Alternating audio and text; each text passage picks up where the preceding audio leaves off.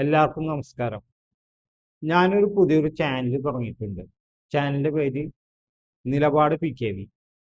അപ്പൊ ഇതിനായിട്ട് മുന്നേ ചാനൽ നമ്മളൊരു വീഡിയോ കഴിഞ്ഞ പ്രാവശ്യം ഇട്ടിരുന്നു, പലരും കണ്ടിട്ടില്ല. ഇടുന്ന വീഡിയോകൾ കണ്ടിട്ട് എല്ലാവരും ചാനൽ സബ്സ്ക്രൈബ് ചെയ്യാനും അതിനോട് ചേർന്നുള്ള ബെൽ ബട്ടൺ അമർത്താനും മറക്കരുത്. അതുപോലെ ഇത് ഷെയർ ചെയ്യുക. അപ്പോൾ റിയാക്ഷൻ വീഡിയോ ആയിരിക്കും ആദ്യം ഇടുന്നത്, അപ്പോൾ ഷെയർ ചെയ്താലാണ് മറ്റുള്ളവർക്ക് കാണാൻ സാധിക്കുള്ളൂ. അതുപോലെ കമന്റ് ചെയ്യുക, ലൈക്ക് ചെയ്യുക. അപ്പൊ നിങ്ങൾ കമന്റ് എന്തായാലും ചെയ്യണം. അപ്പൊ നമ്മൾ ഇന്നത്തെ വിഷയം എന്ന് പറഞ്ഞത്, ഇപ്പൊ നിലവിൽ നമ്മുടെ കേരളത്തിൽ വർഗീയ ധ്രുവീകരണത്തിന് വേണ്ടിയുള്ള പ്രവർത്തനങ്ങളാണ് എല്ലാ രാഷ്ട്രീയ പാർട്ടികളിൽ നിന്ന് കാണുന്നത്. എല്ലാവരും മതേതരത്വ പാർട്ടിയാണെന്ന് പറഞ്ഞുകൊണ്ട് വർഗീയ ധ്രുവീകരണത്തിന് വേണ്ടി പ്രവർത്തിക്കുന്നതാണ് ഞാൻ കാണുന്നത്. പ്രത്യേകിച്ച് കോൺഗ്രസ്, മുസ്ലിം ലീഗും മറ്റു പാർട്ടികളടങ്ങിയ UDF ആണ്. ഇപ്പൊ കോൺഗ്രസിന്റെ ഇപ്പോഴത്തെ പ്രതിപക്ഷ നേതാവ് പറയുന്നത് മുഴുവനും ഞങ്ങൾ മതേതര പാർട്ടിയാണ്, മറ്റു വർഗീയ സംഘടനകളായിട്ട് ഞങ്ങൾ ഒരു ബന്ധവുമില്ലെന്നാണ്. എന്നാൽ നിങ്ങൾ ഒരു വീഡിയോ കുറച്ചു നേരം ഒന്ന് കണ്ടു നോക്കൂ. ഒരു വർഗീയവാദിയുടെയും തിണ്ണ നിറങ്ങാൻ ഞങ്ങൾ പോവില്ല. ഒരു വർഗീയവാദിയുടെയും വോട്ട് വേണ്ട. മതേതരത്വത്തിൽ വിശ്വസിക്കുന്ന മതേതര അദ്ദേഹം അങ്ങനെയല്ലല്ലോ പറഞ്ഞത്. അദ്ദേഹം അങ്ങനെയൊന്നും അല്ല പറഞ്ഞത്. നിങ്ങൾ ഇനി അങ്ങനെ ആക്കി പറയണ്ട. ഒരു തരത്തിലും ഒരു കാലത്തും രാഷ്ട്രീയ പ്രവർത്തനം ഉപേക്ഷിക്കേണ്ടി വന്നാൽ പോലും ഇത്തരം വർഗീയ ശക്തികളുമായി ഒരു തരത്തിലും കോംപ്രമൈസ് ചെയ്യില്ല. ഇവരെ ഘടകകക്ഷി ആരാണ്? മുസ്ലിം ലീഗ്. അവരുടെ പാർട്ടിക്കുള്ള പേരിൽ തന്നെ വർഗീയമായൊരു വാക്കുണ്ട്. ആ മുസ്ലിം ലീഗിന്റെ തീപ്പൊരി നേതാവാണ് നമ്മുടെ ഷാജി, KM ഷാജി എന്ന് പറയുന്നത്. അദ്ദേഹത്തിന്റെ പ്രസംഗം നിങ്ങൾ കേട്ടു നോക്കും. ഞങ്ങൾക്ക് മതമാണ് മതമാണ് മതമാണ് മതം. അത് ഞങ്ങളുടെ ഐഡന്റിറ്റിയാണ്. ബാക്കി എല്ലാവർക്കും മതമല്ലേ, ബാക്കി എല്ലാവർക്കും അവന്റെ സ്വത്വബോധമാവാം.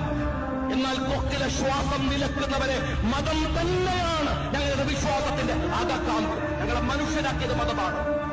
ഞങ്ങളെ ഈ ലോകത്തിന്റെ മുമ്പിലേക്ക് മനുഷ്യനാക്കി വളർത്തിയെടുത്തത് ഞങ്ങളുടെ വിശ്വാസമാണ്. നിങ്ങൾക്ക് മതം പ്രശ്നമല്ല.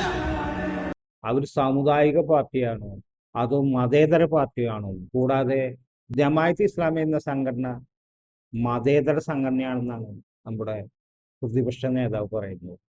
നിങ്ങൾ ഇതിന്റെ ക്ലിപ്സ് ഒന്ന് കുറച്ചു നേരം കണ്ടു നോക്കും. അപ്പോൾ അറിയാം ഏതാണ് മതേതരം, ഏതാണ് വർഗീയത എന്നത്. ഇസ്ലാമിന്റെ വളരെ മൗലിക പ്രധാനമായ ഇസ്ലാമിന്റെ രാഷ്ട്രവും ഇസ്ലാമിക രാഷ്ട്രവും ഇസ്ലാമിക ഭരണവുമുണ്ട്.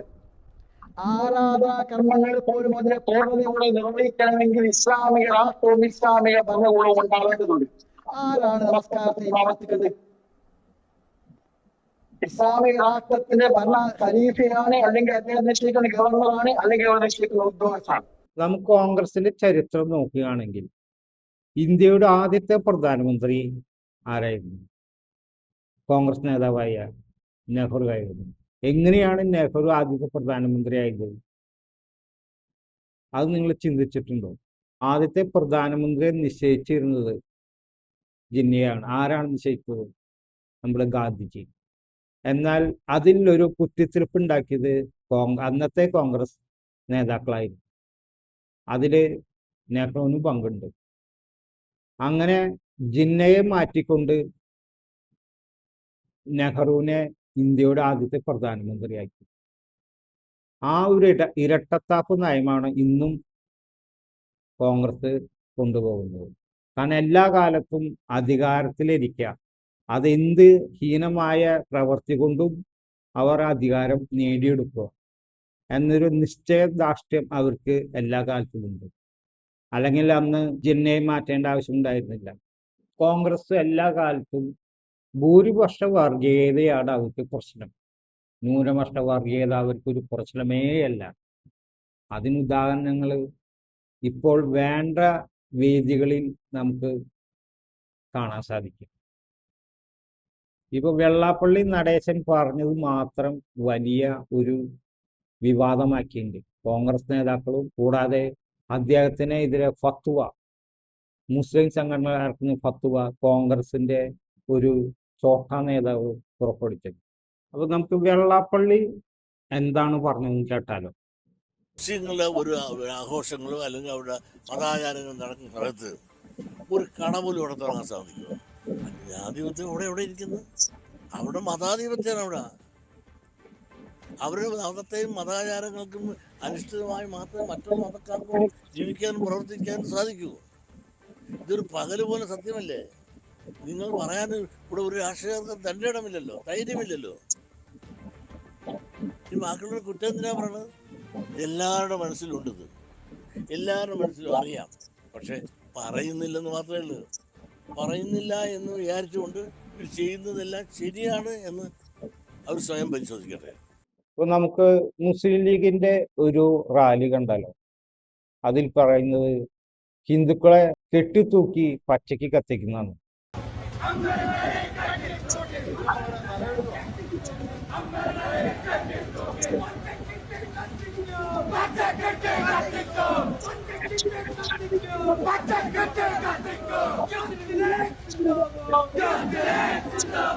എന്തുകൊണ്ടാണ് ഇതിനെതിരെ ഫത്വ പുറപ്പെടുവിക്കാത്തത്?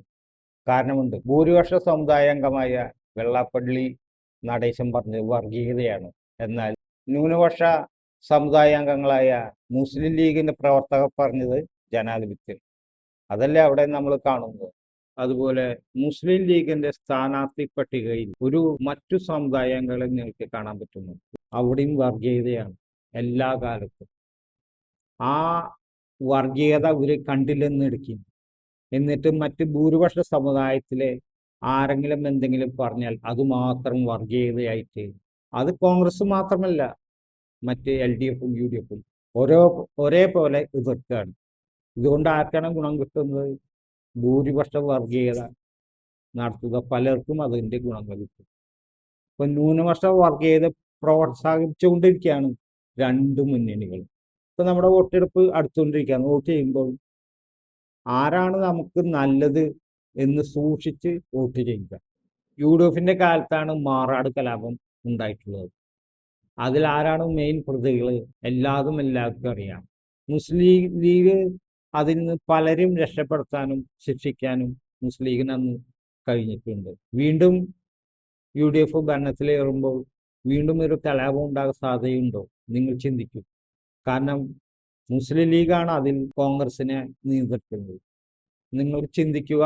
അതിനനുസരിച്ച് ആരാണ് നല്ലതെന്ന് നോക്കി വോട്ട് ചെയ്യുക.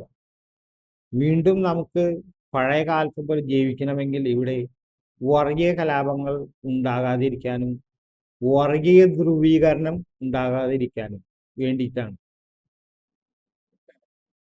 ഈ വീഡിയോ എല്ലാവർക്കും ഇഷ്ടപ്പെട്ടെന്ന് തോന്നുന്നു. ഇഷ്ടപ്പെട്ടാൽ എല്ലാവരും സബ്സ്ക്രൈബ് ചെയ്യുക. അതിനോടൊപ്പം ചേർന്നുള്ള ബെൽ ബട്ടൺ അമർത്തുക. അപ്പോൾ എൻ്റെ പുതിയ പുതിയ വീഡിയോകൾ നോട്ടിഫിക്കേഷനായി നിങ്ങളുടെ മൊബൈലിലേക്ക് വന്നുകൊണ്ടിരിക്കും. പിന്നെ എല്ലാവരും കമൻറ്റ് ചെയ്യാനും ലൈക്ക് ചെയ്യാനും മറക്കരുത്. കമൻറ്റ് എന്തായാലും നിങ്ങൾ ചെയ്യുമെന്ന് ഞാൻ വിശ്വസിക്കുന്നു. അപ്പോൾ എല്ലാവർക്കും ബൈ.